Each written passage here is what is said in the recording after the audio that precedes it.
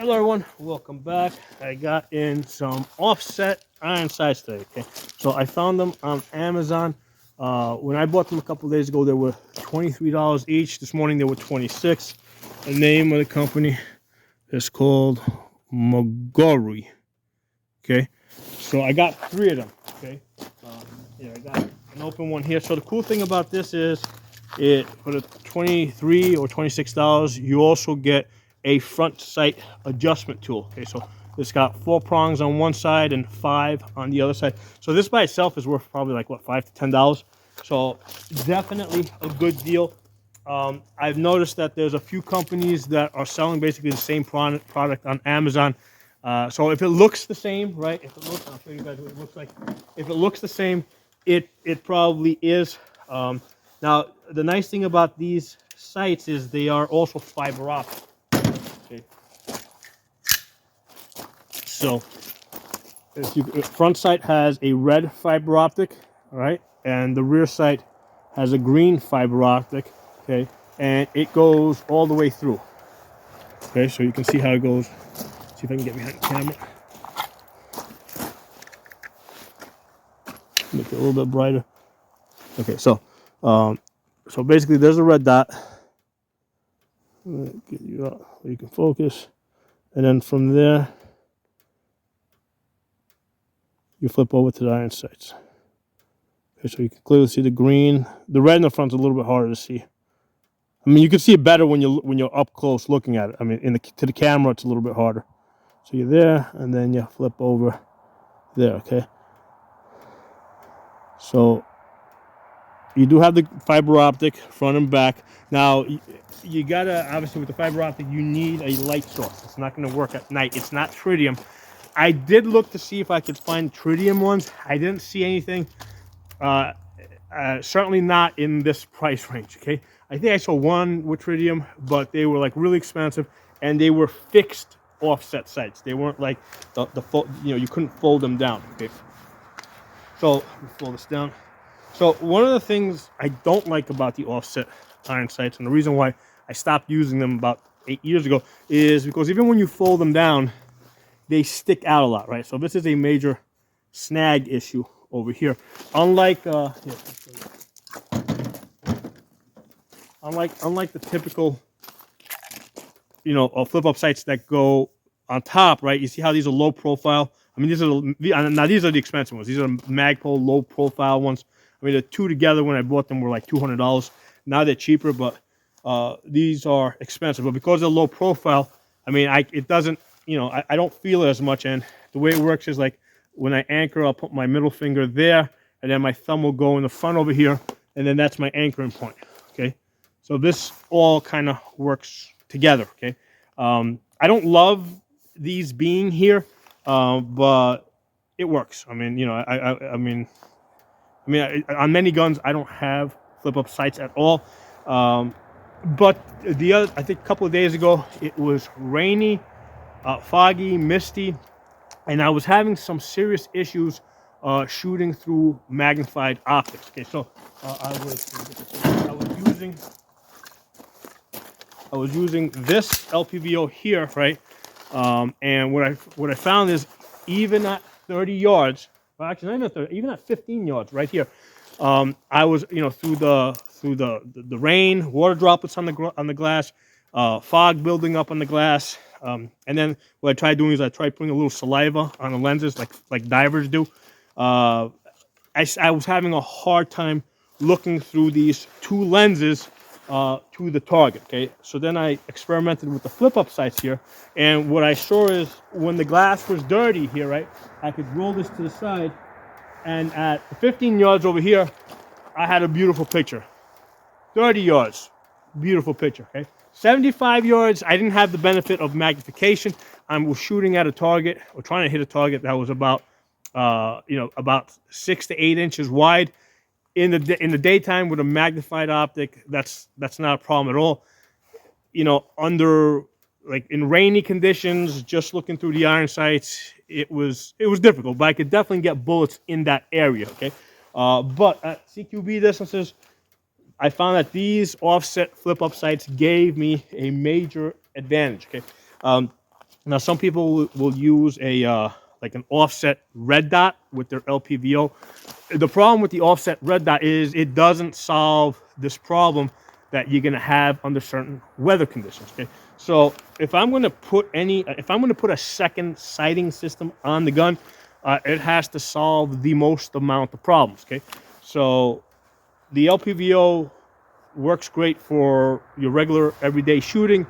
It's decent for CQB distances. I mean, not as good as a red dot, but it's decent for CQB distances.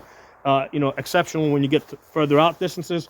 The problem that this has is, again, under certain weather conditions, under certain damp weather conditions, and the offset iron sights solve that problem. Okay, with the problem now being that even when you fold this down, that's a snag hazard. And in the back, I can't even fold this down because of the charging handle being there, right? So that has to stay up. With the oversized charging handle, it's not a problem getting in on either side. Obviously, I can go in faster on this side. Here, I have to be a little bit more careful getting in there.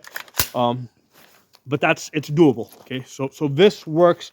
And these I bought some like 10 years ago. I took them off, I think, about 8 years ago. The reasons I took them off is for the reasons I say here. Is they stick out a lot, depending on where you put your hand here, that can kind of get in the way. But the other day when it was like bad weather conditions, I saw a use for bringing these back out. So that's the thing that made me say, hey, let me get some more of these, okay? Specifically for LPVOs, okay? Because the LPVOs, again, we're looking through two lenses here, through a long tube, okay? With the, let's take a look at this gun here. Put this back together. Okay, so with this gun here, right? So we got the magnifier, we got the red dot. So when I'm looking through the magnifier, right, and I'm trying to look at 75 yards through the rain and mist and stuff like that, this is actually worse. This is harder to look through than the LPVO, because LPVO, you're just looking through two lenses through a long tube. Here, we're looking through four lenses, right? You got 1, 2, 3, and even 4 on the inside, okay? So now what I found is if I flip this off and I'm just looking at the red dot, this wasn't as bad as the LPVO. So with just this red dot, even with the water droplets and junk on there, because it's a single lens, I could still see the 15 yards. I could still see the 30 yards, although it was a little harder. Okay, at 75 yards, I'm basically putting. I could hit a man-sized target. Okay, so the targets at 75 yards were about 6 to 8 inches wide. A man-sized target at 75 yards, no problem with the red dot. Okay, but if I flip this over, now because I'm looking through more lenses, this became actually worse. Okay, so my thinking is, having been testing this out today, since the red dot by itself will still work decently in those wet, damp, foggy conditions, my thought is to just put the regular flip-up sights on this, so I don't have these snag hazards over here, right?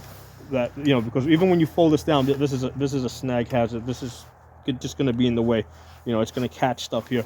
So my thought is to just put the regular flip-up sights here, but on LPVOs, because you don't, it's not like you don't have a magnifier. We can just flip to the side and just look through a single glass. The offset iron sights make more sense there. Okay. So a question: why is this up here? Why not back here? Because the magnifier has an eye relief issue, right? This has to be a certain distance from my eye so I don't see shadow. So the first thing we determine is where the magnifier goes, and then the red dot's going to go in front of that on the upper receiver, right? That can't be on the rail. And then we see what space we have left over, okay? So the way that I set this one up is I put the rear sight here, front sight there. I've got no trouble hitting targets, even despite the fact that this is up here, and it's not ideal, right? Because ideally the ghost ring should be up to your eye, so it ghosts out. Okay, so that but again, we're talking about an emergency situation here now, right? So put that there. So let me start. I'm gonna start with the red dot. Come up here. flip over to the side now. Now I'm using the iron sight. So that's very doable, right? So even though this is not ideal, I can still come up, line them up, and get on target. Okay, it works. All right. So even though it's not ideal, even though this rear flip up sight should be back here close to your eye, so it goes out, this will work in an emergency type of situation. Okay. Yeah, do we have anything to it? Let's take a look at the LPVO situation.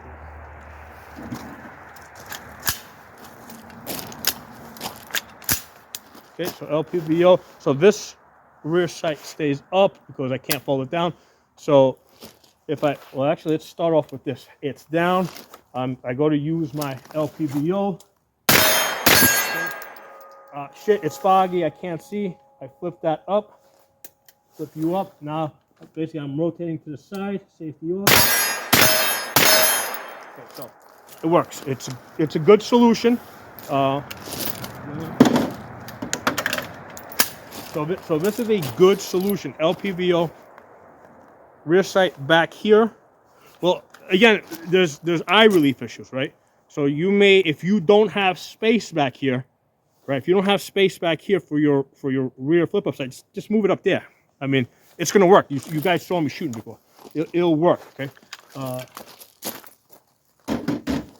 So on this gun, that's where I had, because of the magnifier back here, I had no choice. Had to put it there. Like those underneath here. I don't love it underneath here. Because normally I prefer, it's just my preference, I prefer having the light up here because I like putting my hand here, right? So that's fine. Now I got to keep my hand back here. I basically work the light like that. Okay, so I don't love this, but, in fact, I mean, a pistol light with a pressure pad is ideal, but on a gun that you don't shoot often at night, this is nice because this is easy on, easy off. Okay, so in the daytime, just take it off, put it in your pocket, and now I got a much lighter gun. Okay, I do notice this rail over here. It's a hybrid rail, so it's got Picatinny there, M-lock over here. I mean, I could put another section of a 3-slot rail on top here for the light or for the front sight. So I could do that. Again, because this specific gun, I don't shoot often at night. I normally don't keep a light on it.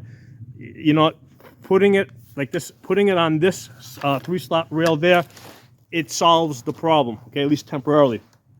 Because this, I use for a number of things. It's an anchoring point where I can consistently put my hand there, right? This is set up for a lefty. I was training a lefty the other day. So this is a good anchoring point for my hand. It's a place to mount the bipod, and it's also a place to mount the light. So one little section of Picatinny rail here solves a lot of problems. Okay, so that's why I have this on all of my ARs. That's extremely useful there. It solves lots of problems. Okay, what else do we have? This setup over here. Okay, so with this one, since I got the red dot, I got these low profiles. They live there. Okay. That normally just comes off. I don't keep that on there. But this solves lots of problems. I mean, people have suggested how about flipping these around, right? So you got this further up here. That's fine. That would work too. I mean, it's just just how I happen to throw stuff on here. I think the way this worked is the light went on here first, and then I basically looked at it and I said, where do I have space? I got space here. So this rail over here, as you can see, it's got Picatinny all the way across the top. So that adds a little extra weight, but you've got the benefit of not looking for extra Picatinny rail, right? If you need to add something, right? So I can add stuff all the way across. So there's a cost benefit, right? Here, I got a little bit more instant flexibility to add stuff, but it adds a little bit more weight, okay? Whereas this one here, this rail's a little bit lighter, right? Because it's got all M-lock. It's a hybrid, Picatinny there, M-lock here. So it's lighter, but now if I want to add something there, I gotta go looking for 3-slot rails. So there's a cost benefit to everything. You just kind of have to, weigh things. To me, obviously the solution that I have found is to buy both guns, okay? And then, you know, figure out later on which one I'd rather use for what situation, okay? So that's the solution that I personally have come up with when I'm indecisive about should I set my gun up like this or set up my gun like that. My solution is, I don't know, get one of each and, you know, use them however you feel that day. But that's just me. So anyway, main thing here is a good cheapo option from Amazon for these Magorui flip-up sights. You know, fiber optic. They give you the front sight fuel, $23 or $26, somewhere between there. I think that is a really good solution. Oh, I did see that. Go back. Now these over here, these are the Magpul low profile. I mean, these were $100 each when I bought them, right? So the two together are $200. There's really not, as far as iron sights goes, right? Because I've got lots of the cheap Amazon ones that, you know, and the $25 to $30 ones, and I've got these expensive ones. There's really not that much of a difference, okay? So I don't want you guys spending money on things that you don't need to be spending money on, okay? There is a benefit to the low profile here, is that I can grab this and it's just less intrusive on my hand. So unless you're going to specifically be putting it in an area where you want to grab, like here, okay, you're not really going to benefit that much from the low profile of this, right? So the $30 ones are going to serve most people. Now, if I didn't have these low profile ones, let's say I had the regular ones, I would just take this, move this up here, take the light, move the light back here, solves the problem, no big deal. So that's an easy solution. So even though I spent a whole bunch of money, because I bought like 3 sets of these, right? So I got 3 of these, $200 each. So I spent $600 just in like these Magpul flip-up sights, because at the time they seemed like it was the thing I needed to have. So I don't think that you need to have it. I think you can get away. You'll do just fine with the $25 flip-up iron sights. In fact, you're better off getting those than the knockoff ones, because I did also get the knockoff counterfeit low-profile Magpuls that look almost just like this, but they're junk. Because what happened with those, the front sight post basically wouldn't stay in place; it would just fall out. The ghost ring in the back would fall out. So cheap iron sights that are trying to be that are counterfeits or copies are usually just junk. Okay, but original cheap ones like these over here, you know, these work pretty good. Okay, and like I said, I've got a whole drawer, not offset ones, but I've got a whole drawer of $30 flip-up sights that have, some of them have been on rifles for years. They work just fine. They don't fall apart. They hold zero. You'll hit targets. Oh, by the way, these are also very, I almost forgot to, these ones over here, they're also very tactile. So when I'm adjusting the rear sight back and forth, it's actually very tight. You go click, click, click, click. So I wasn't expecting that. I should have mentioned that at the beginning of the video. Also worth noting, when you adjust these, right? Again, this is going to be a rail by rail thing. So on the Palmettos, right, the rear sight here, in order to get my zero, I had to bring it almost all the way in. Okay, so I had to adjust it almost all the way to the right. And on the front here, I had to adjust it almost all the way down, okay, in order to get my zero. Okay, so again, that's going to be determined by your rail, right? And on some rails, you may not even be able to get a zero, right? Because if your rail is just very wonky, right? Let's say I haven't seen too many of those lately. Years ago, like 10 years ago, there was a couple of rails that I just couldn't get the sights to line up. Okay, but for that reason, get them from a place that's easily returnable. Okay, I like getting stuff like this from Amazon, because if it doesn't work, it's just, you know, no questions asked, send it back. You know, you can ship it back free. It doesn't cost you anything to try it out. So that's one of the reasons why, especially for cheap stuff, I like going to Amazon. Okay, so I hope you guys enjoyed the video. I hope it was useful. Drop some comments below, and I'll talk to you all soon.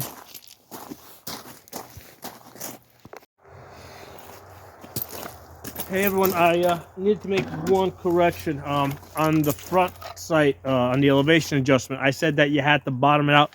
That's incorrect. That's what I had to do with the the offset sights that I bought like 10 years ago. With this one, the ones I just got, it's almost a mechanical zero on the front side. It's just a little bit lower, probably about 1 or 2 turns down from a mechanical zero on this palmetto rail.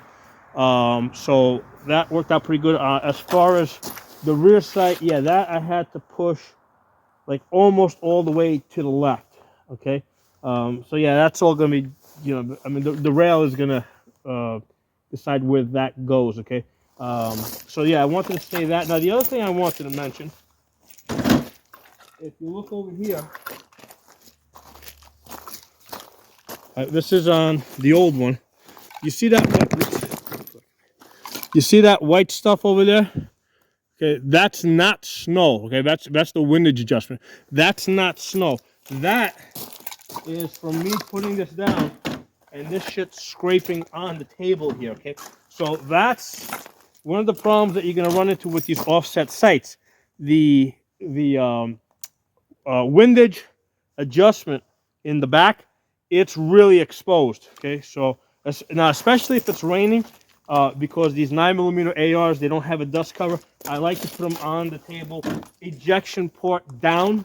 Okay, so that is going to be the first thing that hits the table. So what I'm going to probably need to do is get like a white marker and witness mark this so that I know where that goes. Okay, so I have like these white Sharpies. I can, yeah, but yeah, all that white that you see there, okay, that's the table scraping off on here. Okay, it happened to the front too. All right, so all that white that you see, that's not snow. What happened on this? So that's the old one. The new one doesn't seem. I haven't done it yet, but it's gonna happen because if you put it face down, that's the first thing that's gonna hit the table. Now, at least with the in this position back here, it's a little better protected because that's the button that basically pops this up. So I think that's gonna hit the table first. Okay, that button there, as opposed to the rear sight adjustment. So that's on the new ones I just got in. On the old ones, I can't fold this down because of the charging handle back here. So yeah, that's hitting the table first. So just be aware of it. I mean, it's just it's just what you gotta deal with. Like I said, I'm just gonna witness mark that, so if it does move, I know I can quickly move it back. So yeah, wanted to add that. Talk to you all soon. One more thing, blue Loctite, okay, because that already came loose earlier just from the shooting that I did today. Okay, so you got a blue Loctite, those Allen screws, so they don't move on you.